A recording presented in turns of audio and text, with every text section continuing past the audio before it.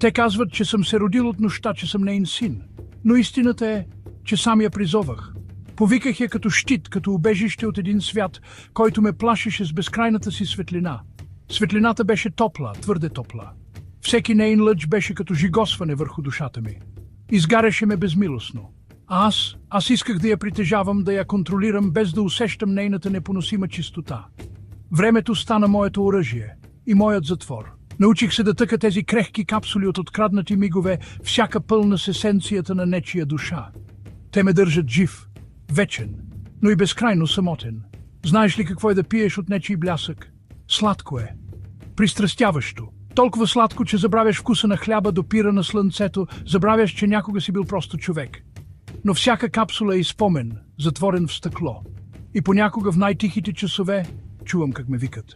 Шепнат имената на любимите си, плачат за изгубените си дни, откраднати от мен. Казват, че във всеки век се ражда една, която ще ме разпознае. Дете на светлината. Тя няма да дойде, за да ме спаси. Не, тя ще дойде, за да ми покаже всичко, което съм изгубил. И когато нейната светлина докосне моите капсули, те ще се пръснат. Сенките ще се разбягат. Времето, което събирах, ще се разпилее между пръстите ми като пясък. А аз ще остана сам.